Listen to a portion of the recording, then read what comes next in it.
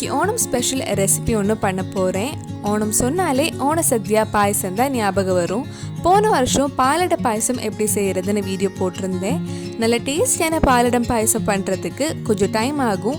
அதே மாதிரி கொஞ்சம் டைம் எடுத்து அடப்பிரதமன் பண்ணால் ரொம்பவே சுவையாக இருக்கும். இந்த டேஸ்டியான அடப்பிரதமன் எப்படி செய்கிறதுன்னு இந்த வீடியோவில் பார்க்கலாம்.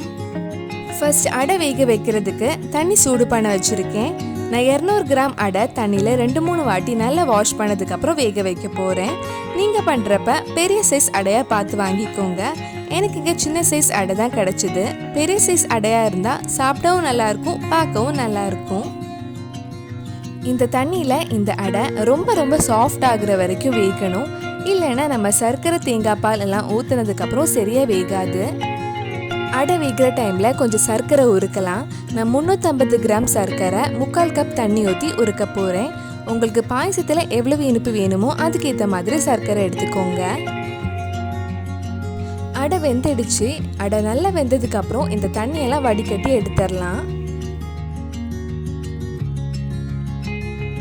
தண்ணியெல்லாம் வடிகட்டினதுக்கப்புறம் அடையில் இருக்கிற பசை எல்லாம் போகிறதுக்கு தண்ணியில் 2-3 வாட்டி நல்லா வாஷ் பண்ணி எடுத்துக்கோங்க.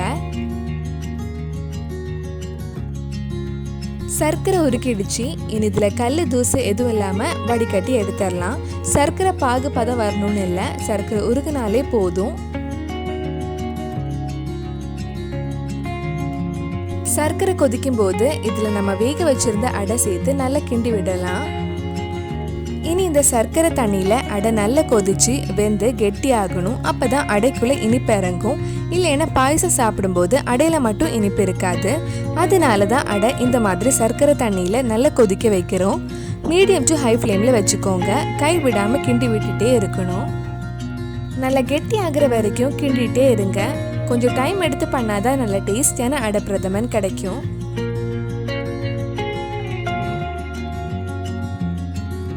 இப்போ ஓரளவுக்கு கெட்டி ஆயிடுச்சு. சைட்ல எல்லாம் ஒட்டாம அழகா அல்வா மாதிரி வருது. இப்போ இதுல 1 டேபிள் ஸ்பூன் கிட்ட நெய் ஊத்தலாம்.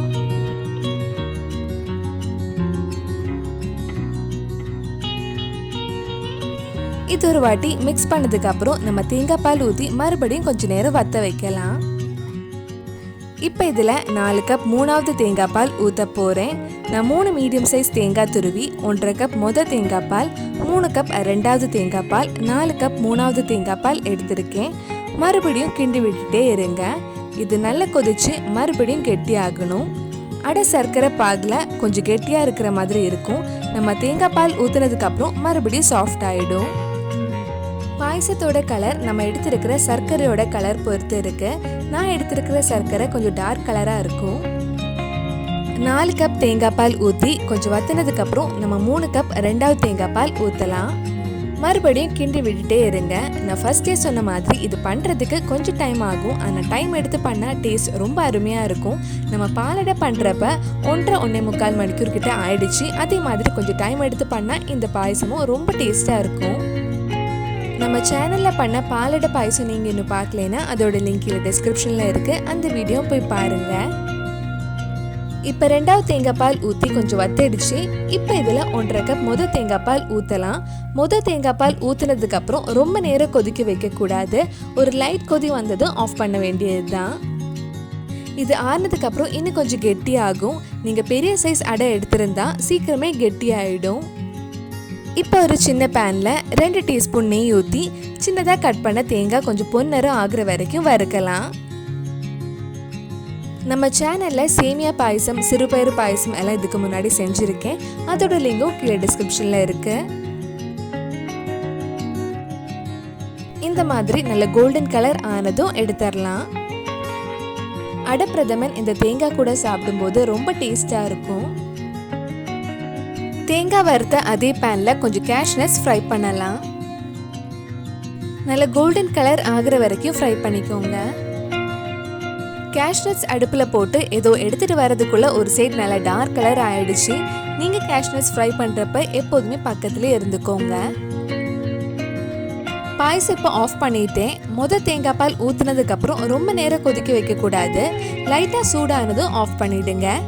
இதில் 1/4 டீஸ்பூன் சுக்கு பொடி, 1/2 டீஸ்பூன் ஏலக்காய் பொடி, அப்புறம் நம்ம ஃப்ரை பண்ணி வச்சிருக்கிற தேங்காயும் கேஷ்நட்ஸும் போட்டு மிக்ஸ் பண்ணலாம். இது ஆறுனதுக்கு அப்புறம் கெட்டி ஆகிடும். ரொம்ப கெட்டி ஆகிடுச்சுன்னா நீங்கள் கொஞ்சம் பசும்பால் ஊற்றி லைட்டாக சூடு பண்ணிக்கலாம். இன்னும் கொஞ்சம் பெரிய அடையாக போட்டிருந்தா பார்க்க இன்னும் கொஞ்சம் நல்லா அழகாக இருந்திருக்கும். எந்த அடையாக இருந்தாலும் டேஸ்ட் ஒரே மாதிரி தான் இருக்கும். ரொம்ப டைம் எடுத்து பண்ணாலும் டேஸ்ட் ரொம்ப அருமையாக இருந்துச்சு. கண்டிப்பாக நீங்களும் இந்த அடை பிரதமன் உங்கள் வீட்டில் செஞ்சு பாருங்கள். பிடிச்சிருந்தா இந்த வீடியோவை லைக் பண்ணுங்கள், உங்கள் ஃப்ரெண்ட்ஸ் அண்ட் ஃபேமிலிக்கு ஷேர் பண்ணுங்கள். வேறு என்னெல்லாம் ஓணம் ஸ்பெஷல் ரெசிபி நம்ம சேனலில் ட்ரை பண்ணலான்னு கீழே கமெண்ட் பாக்ஸில் சொல்லுங்கள். நீங்கள் இன்னும் என்னோட சேனலை சப்ஸ்கிரைப் பண்ணலைன்னா மறக்காமல் சேனலையும் சப்ஸ்கிரைப் பண்ணிடுங்க.